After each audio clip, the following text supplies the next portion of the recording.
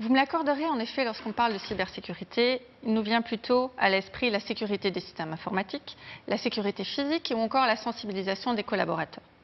Alors qu'en termes de mesures de prévention et de protection d'une entreprise, une cyberassurance est un outil important et nous allons voir pourquoi et comment. Pour cela, j'ai le plaisir d'accueillir Maître Astrid Wagner d'Arent & Medernach et Monsieur Philippe Bonté du groupe Foyer. Bonjour à vous deux et merci d'avoir accepté notre invitation pour aborder le sujet de la cyberassurance. Maître Wagner, vous êtes partenaire chez Arent & Medernach au sein de l'équipe IP Communication and Technology.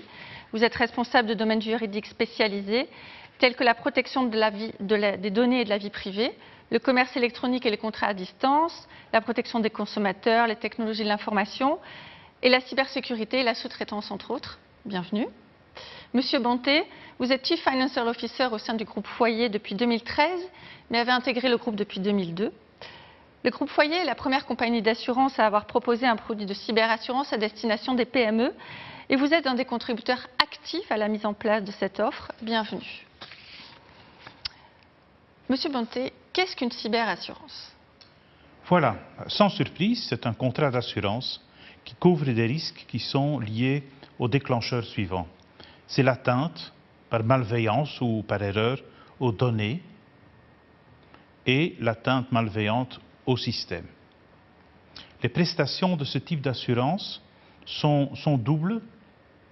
Vient en premier le conseil, vient en deuxième l'indemnisation. Et comme vous avez déjà dit, il ne faut pas confondre la cyberassurance avec la cybersécurité. La cyberassurance est une des briques qui fait l'ensemble de la protection cyber. Merci pour cette première définition de la cyberassurance. Astrid, selon vous, à qui s'adresse ce type d'assurance? Bonjour Céline. À mes yeux, ce type d'assurance s'adresse à tout type de société qui détient des informations dans un système informatique. Des informations où il y a une obligation ou juste une volonté d'en assurer la disponibilité, l'intégrité et la confidentialité. Donc pour commencer par la confidentialité, ça peut être des données qui sont confidentielles en vertu d'un secret professionnel, comme celui des médecins, des banquiers ou des assureurs, ou des données qui sont confidentielles juste sur une base contractuelle, donc des données d'investisseurs, des données de clients, des données de fournisseurs. Et puis, on a les données qui peuvent être qualifiées comme secret des affaires, qui donnent un avantage concurrentiel aux entreprises, donc il est crucial de protéger ces données. Et après, il y a également ce volet disponibilité. Vous pouvez bien vous imaginer que si un hôpital, les systèmes d'information d'un hôpital sont bloqués, c'est bien évidemment une catastrophe. Donc ça s'adresse vraiment bien à tout type de société, donc de la PME aux plus grosses sociétés ou même banques, assurances. Monsieur Bonté, le groupe Foyer, comment en est-il venu à créer justement cette première offre de cyberassurance à destination des PME? Le mérite revient à Security Made in Lu. Ils ont pris contact avec divers assureurs et un dialogue s'est instauré avec le groupe Foyer et nous avons ensemble dessiné la voie pour avoir pour les PME une première offre. Ensemble aussi, on a fait des enquêtes auprès des clients, voir la sensibilité, voir la connaissance de la matière. Nous voulions absolument aussi être parmi les premiers, sinon le premier, parce que c'est un risque quand même pour les assureurs qui est nouveau. Dans les assurances classiques, auto, incendie, nous avons l'habitude d'avoir 10, 15, 20, 30 ans de statistiques. Ici, on dit que dans le domaine de cyber, les statistiques d'il y a un mois sont déjà dépassées. Donc c'est un risque très nouveau, avec d'autres réflexes qu'en tant qu'assureur, vous devez avoir. Aussi, le cybercriminel, ce n'est pas comme une tempête. Une tempête n'apprend rien. Un cybercriminel devient de plus en plus inventif et donc le risque est en constante mutation. Donc, de ce point de vue-là, être là le premier pour récolter au plus vite de l'expérience dans ce domaine qui va prendre de plus en plus d'ampleur, pour moi c'était très important. Merci pour ces précisions. Maître Wagner, pouvez-vous nous expliquer pourquoi de nos jours il est devenu important pour les entreprises de mener justement une réflexion autour de la souscription d'un contrat de cyberassurance? Oui, je pense que tout cela est lié au fait qu'aujourd'hui, il n'y a plus aucune entreprise qui n'a pas de système d'information qui sont connectés à un réseau, que ce soit Internet ou juste un réseau interne. Donc il y a ce volet-là de la connectivité, mais il y a également le volet de la digitalisation. Donc avec la pandémie actuelle, ce que nous on a constaté en interne, mais aussi auprès de nos clients, c'est que ça a fortement été accéléré par cette pandémie-là, que ce soit avec le home office ou la digitalisation des processus en interne dans la société, des commerces traditionnels qui commencent à vendre en ligne. Voilà, tout cela fait que les risques augmentent et donc la cybersécurité devient de plus en plus importante. Et puis il y a également à ne pas oublier le fameux RGPD qui prévoit des sanctions qui peuvent être vraiment faramineuses, où là on constate que parmi les 10 plus importantes sanctions qui ont été prononcées en 2020, l'année dernière, 2 ont été prononcées justement parce qu'il y avait un manque de mettre, donc une violation de l'obligation de mettre en place toutes les obligations de sécurité de ces données. Très bien. Merci pour ces précisions. Donc, on constate en fait que malgré la recrudescence des cyberattaques, il y a encore trop peu d'entreprises qui contractent un contrat de cyberassurance. Monsieur Banté, peut-être pourriez-vous nous expliquer pourquoi et quels en sont les freins? C'est vrai que ça évolue tout doucement. Et cette lenteur, c'est un vrai mystère pour moi. Tout le monde est sensibilisé. L'offre existe dans le marché. Alors, de fait, vous vous posez la question, on se pose la question, je crois qu'il y a quand même différents éléments. Premièrement, les gens confondent encore malheureusement cyberassurance, cybersécurité. Si je contracte une assurance, le reste, je peux l'oublier. Ce n'est pas du tout ça, comme on avait dit initialement. C'est un des building blocks d'une stratégie. Il faut quand même admettre aussi pour les gens qui ne sont pas, surtout dans des PME, des experts de l'informatique, la matière est parfois quand même très ardue et la compréhension de ce que la cyberassurance offre nécessite quand même aussi beaucoup d'explications. Un des éléments qui peut aussi être important, il y a une compréhension de la valeur d'un contrat d'assurance pour l'incendie, pour une assurance auto, comprendre le coût d'une cyberassurance et voir si c'est le juste prix est aussi quand même un exercice très difficile pour un potentiel client.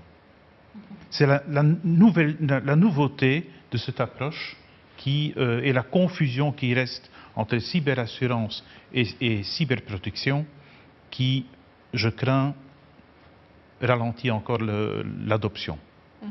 Oui, je vois. Merci bien. Peut-être, Maître Wagner, partagez-vous cet avis? Oui, cela explique certainement pourquoi il n'y a pas encore plus de sociétés qui souscrivent à une cyberassurance.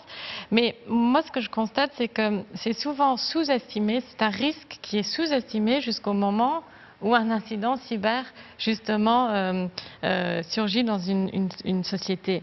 Et donc, c'est quelque chose où, au niveau du board, donc du conseil d'administration ou de l'organe de gestion de la société, il devrait y avoir une plus grande prise de conscience. L'AML KYC, où tout à l'heure on a parlé d'une assurance incendie, on ne se pose même pas, c'est même pas un sujet qui est traité au niveau du board, c'est tellement normal. Donc ça, ce sont des choses que le board a sur son radar, mais la cybersécurité, on n'y est pas encore. On le voit aussi dans les budgets très peu élevés qui sont alloués en la matière. Donc voilà. Très bien. Merci beaucoup pour avoir partagé votre avis également.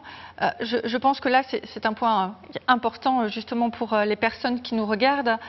Peut-être nous expliquer justement quels sont les risques qui sont couverts et les garanties qui sont offertes par un contrat de cyberassurance. En gros, qu'est-ce qui est couvert, qu'est-ce qui n'est pas couvert? De nouveau, on fait le parallélisme avec l'assurance incendie ou l'assurance auto, où il y a une grande standardisation.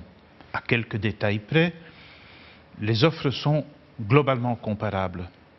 La nouveauté du cyber insurance, il n'y a pas encore cette standardisation. Donc, regardez toujours les clients qui sont intéressés, les entreprises qui sont intéressées, regardez très bien dans votre évaluation de risque si la cyberassurance comble les trous qui restent encore après toutes les mesures de prévention. J'avais dit, c'est l'atteinte aux données, c'est l'atteinte au système. Quelles sont les garanties les plus intéressantes là-dedans? Premièrement, et on croise avec ce que Pascal a dit, c'est l'assistance. Pascal a dit, il faut garder la tête froide, il faut tout lister. Peut-être que dans des grandes entreprises, il y a des gens suffisamment spécialisés. Dans des PME, ces gens n'existent pas. Ce sont des gens qui font la facturation, qui font le métier de l'entreprise. Donc, ils ont besoin, dans des moments de cyber-attaque, d'être pris par la main. C'est cette assistance, cette mise à disposition aussi d'experts de tout type, qu'ils soient techniques ou juridiques, qui est offerte. Deuxièmement, si on doit aller plus loin dans des frais de conseil, c'est pris en charge. La responsabilité, s'il y aurait éventuellement, malgré les mesures prises, une raison pour que les dirigeants soient attaqués en leur responsabilité, l'assurance intervient. Si les systèmes sont bloqués, les pertes d'exploitation, on avait vu, ça peut donner une interruption d'activité pendant une période plus ou moins longue. Les pertes d'exploitation sont couvertes. La restauration des données sont couvertes. Parfois, des supports informatiques qu'un profane pense inexploitables, avec les experts pointus, peuvent récupérer. Restauration de la réputation, la communication autour. C'est aussi très important on se disait, il faut que les gens communiquent plus. Pourquoi les gens ne communiquent pas plus? Par peur d'être discrédités en tant que société. On dit, oh, celui-là, il a eu une cyberattaque. Accompagné avec du conseil en communication, on peut réduire ces risques. Qu'est-ce qui n'est pas couvert? Qu'est-ce qui ne peut pas être couvert? Ce sont des amendes. Si on ne respecte pas, par exemple GDPR, il y a des amendes. Comme on ne peut pas assurer les amendes d'excès de vitesse, on ne peut pas assurer les amendes de non-respect GDPR. Pouvons pas intervenir non plus dans le cadre de lutte contre la criminalité et le financement du terrorisme.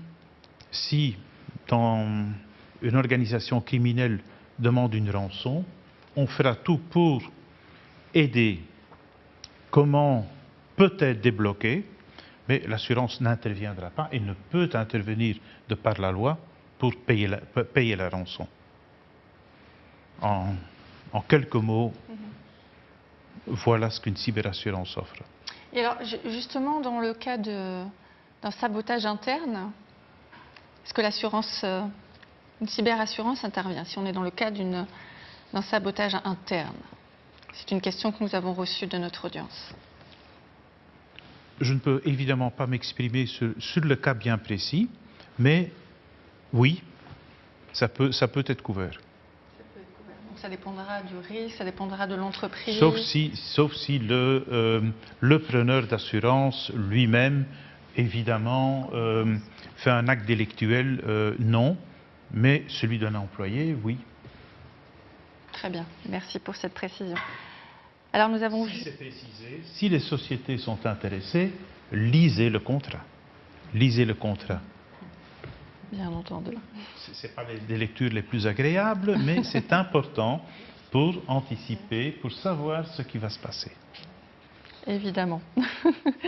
Alors nous avons justement abordé le fait que trop peu d'entreprises encore souscrivent un contrat de cyberassurance. Donc Monsieur Bonté, peut-être il y a tout un travail de sensibilisation à faire auprès des entreprises.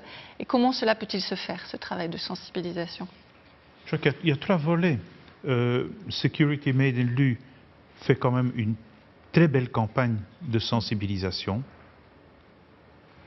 Deuxièmement, les grandes, moyennes sociétés, avec tous les principes de gouvernance qui doivent être mis en place, ont quand même un board, ont du risk mapping. Et faire un risk mapping aujourd'hui, où la cybersécurité n'est pas présente, je ne pense pas que ça existe encore.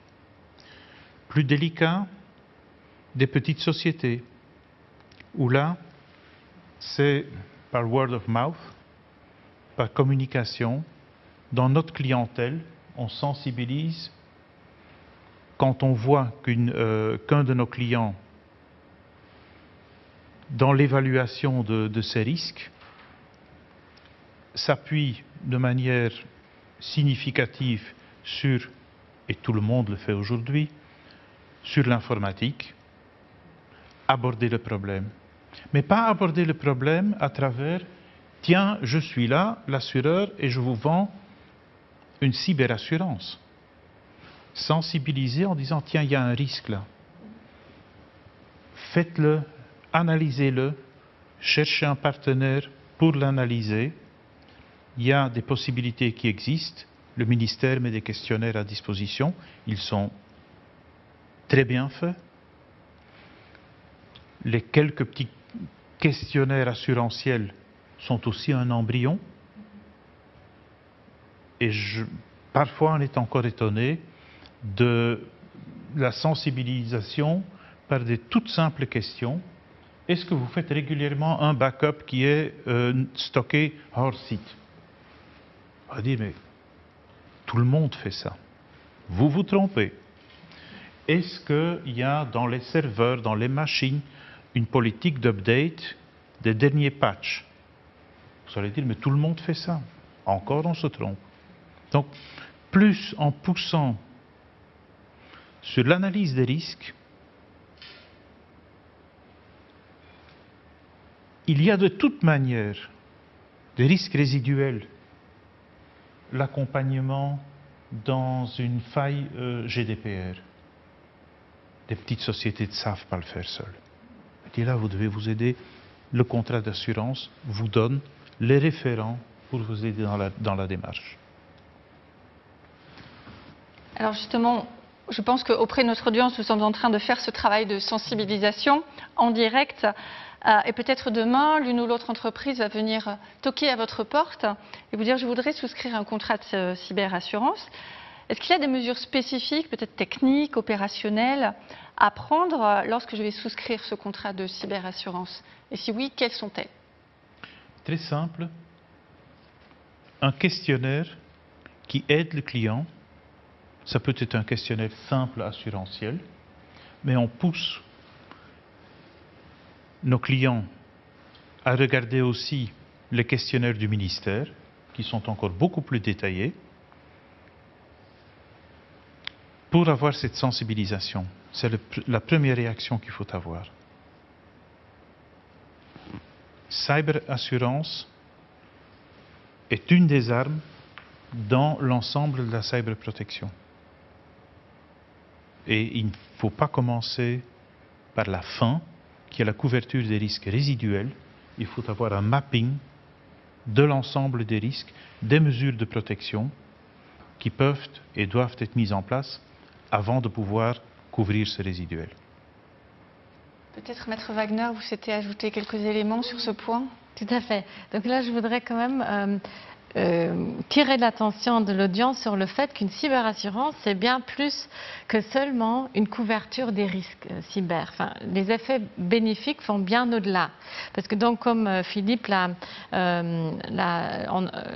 dit, il y a donc une certaine due diligence qui est faite d'abord par une auto-évaluation par la société même, et puis une sorte de due diligence par la société d'assurance sur la sécurité des systèmes informatiques et des procédures en place. Et donc, ça permet à la société d'un peu se pencher elle-même et de se poser elle-même déjà les bonnes questions. Et donc, il y a ce volet-là. Et puis, il y a également le volet où, dans le cadre d'une crise, quand ça arrive, il faut être en mesure d'agir vite.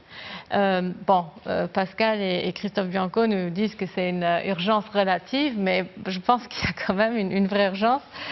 Et donc, l'effet bénéfique, le deuxième, à côté de celui de la couverture, c'est donc le fait d'avoir accès à un panel de spécialistes, qui est vraiment très, très, très utile le jour où il y a un incident qui arrive. Très bien, merci à vous pour ces précisions et votre rapport dans ce cas. On va maintenant devoir conclure et j'aimerais à tous les deux vous demander peut-être quelques éléments de réflexion à laisser aux personnes qui nous écoutent. Peut-être, Monsieur Banté, vous souhaitez commencer? Je commence et je termine par un mot, une phrase, risk assessment. Le reste en découle. Merci bien.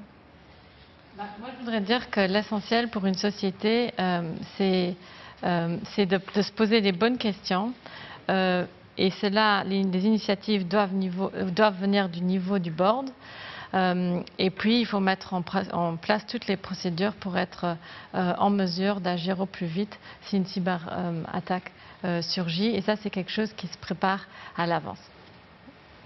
Merci beaucoup à vous deux de nous avoir apporté donc votre éclairage sur ce qu'est une cyberassurance et quel est son rôle et son importance dans le contexte de la cybersécurité de nos jours. Et nous comprenons vraiment maintenant en quoi c'est important dans le cadre de la politique de sécurité d'une entreprise. Donc merci encore à vous pour votre participation et d'avoir répondu à nos questions. Merci Céline de nous avoir invités. Avec grand plaisir.